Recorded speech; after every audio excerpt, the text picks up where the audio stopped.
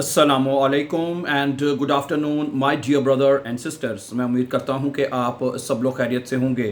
अच्छा दोस्तों, मैं अभी थोड़ी देर पहले ये इंटरनेट पे ख़बर पढ़ रहा था और मैंने ज़रूरी समझा कि आपके साथ शेयर कर दी जाए। ये ख़बर है जर्मनी और बरतानिया की हुकूमतों की जानब से जो सिटीज़नशिप है यानी शहरियत के लिए नए कवायद और ज़वाबत यानी नए कवानीन जो हैं वो उन्होंने बताए हैं। ठीक है, वो मैं पढ़ रहा था तो मैंने कहा कि ये जर्मनी वालों के लिए ख़ास तौर पे चूँकि हम आपको पता है जर्मनी में रहते हैं और आप इस चैनल के ऊपर सबसे बेहतरीन जर्मन लैंग्वेज आप सीख रहे हैं। ठीक है, और इसी तरह फिर आपको जर्मनी से रिलेटेड कोई भी जो खबर होती है तो वो आपके साथ शेयर कर दी जाती है। तो इस खबर में जर्मनी के साथ साथ बरतानिया के बारे में भी लेटेस्ट जो कवानीन हैं वो बताए गए हैं, तो मैंने कहा कि वो भी आपके सामने पढ़ के बताए जाते हैं।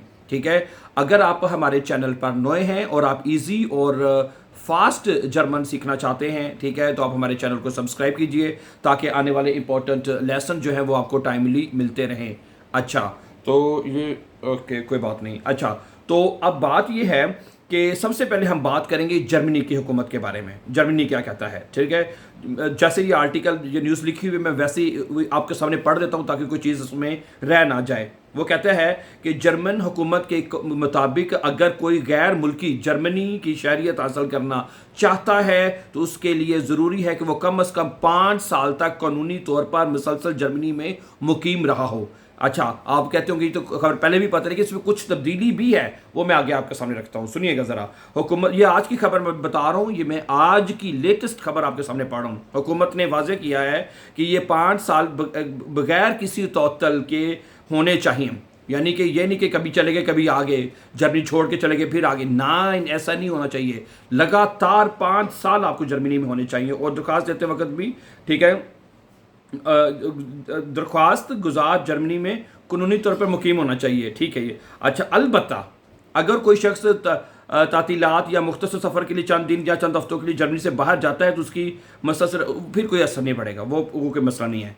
ठीक है, आगे कहते हैं कि कौन सा वक़्त शुमार नहीं होगा, कौन सा टाइम जो वो नहीं। जर्मन हुकूमत ने यह भी वाज़ेह किया है कि अगर कोई शख्स डोल्डुंग का सबको पता है, ठीक है, जिसके ऊपर वो लाइन, एक वीज़ा ही होता है लेकिन उसके ऊपर लाइन लगी होती है और दूसरे डोल्डुंग कहते हैं। और ये आप सबको पता है डोल्डुंग क्यों मिलती है। नहीं पता तो मैं बता देता हूँ कि जिनको यहाँ जर्मनी में उनका केस फेल हो चुका होता है, ठीक है, उनको यहाँ पे रहने की इजाज़त नहीं रह होती, तो वो केस ना एक्सेप्ट होने की मतलब कि कहने के साइन होते हैं। ठीक है, बहरहाल ऐसी बात नहीं है कि जो उनको डोल्डुंग मिलेंगे वो वापस ही जाएंगे। ऐसे मैंने कई लोगों को जानता हूँ जिनको डोल्डुंग मिली थी, उनके केस भी पास हुए और वो अभी तक वो नेशनलिटी ले चुके हैं।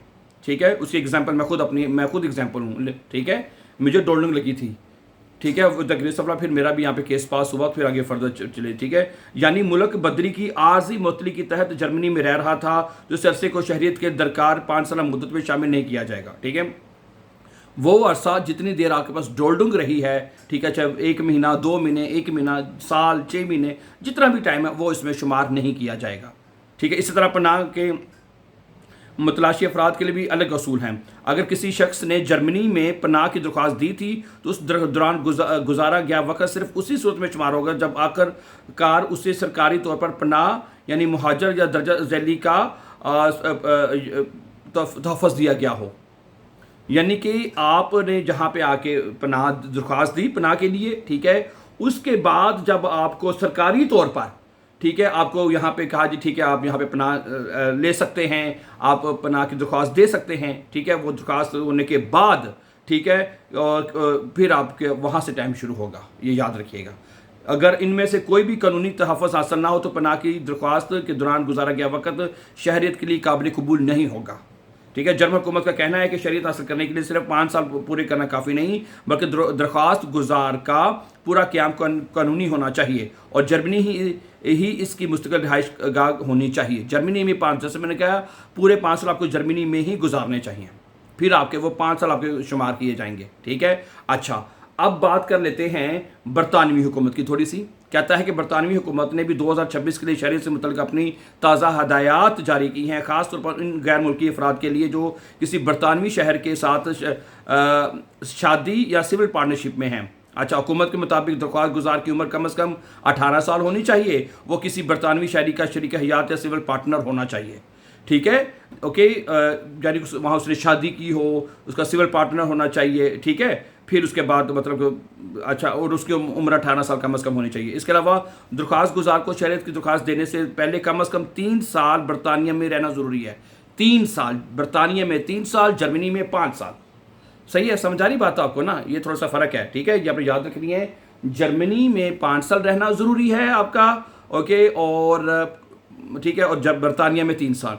ये मुद्दत इस तरीके से शुमार की जाएगी जिस दिन होम ऑफिस को दरख्वास्त मसूल होगी, ठीक है। किन अफराद को दरख्वास्त देने का हक हासिल होता है? बरतानी हुकूमत के मुताबिक दरख्वास्त गुजार के पास दर्ज झैल में से कोई एक कानूनी हैसियत होना ज़रूरी है। मसलन, ठीक है, इनडेफिनिट लीव रिमेन, ये लिखा हुआ है यूरोपीय यूनियन जो है सेटलमेंट स्कीम के तहत सेटल्ड या इनडेफिनिट लिव टू अंडर, ये बहरहाल इनका कोई कानून है जो बरतानिया में रहते हैं उनको लाजमी पता होगा इसके बारे में, ठीक है, ओके। अगर किसी शख्स के पास इनमें से कोई भी हैसियत मौजूद नहीं तो वह शहरियत की दरख्वास्त देने का अहल नहीं होगा, ठीक है, ओके, चाहे वो कई बरसों से बरतानिया में रह रहा हो, ठीक है। आपको 3 साल क्या, कई साल, आपको 10 साल 15 साल भी अगर हो चुके हों, ऊपर ये तीनों में से मैं दोबारा पढ़ देता हूँ वेरी शॉर्टली।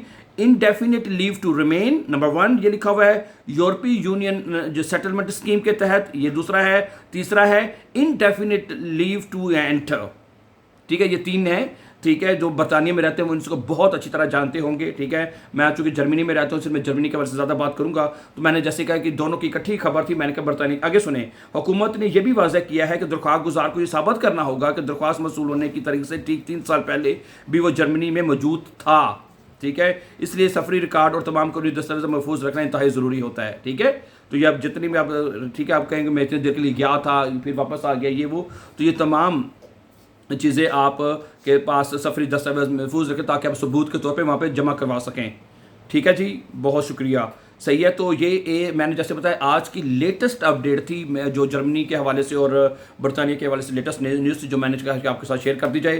तो so thank you very much for watching. और जैसे वीडियो के शुरू में मैंने कहा था कि अगर आप जर्मन लैंग्वेज के स्टूडेंट हैं और ईजी और फास्ट जर्मन सीखना चाहते हैं तो हमारे इस चैनल को सब्सक्राइब कीजिए ताकि आने वाले जर्मनी लैंग्वेज के लेसन और इसी तरह जर्मनी के रिलेटेड जो लेटेस्ट अपडेट है, इंफॉर्मेशन है, वो टाइमली आप तक पहुँचते रहें। बहुत खुश रहें, आबाद रहें, अपना ख्याल रखिएगा। Have a nice time and take care, dear friends. Allah Hafiz. Assalamu alaikum.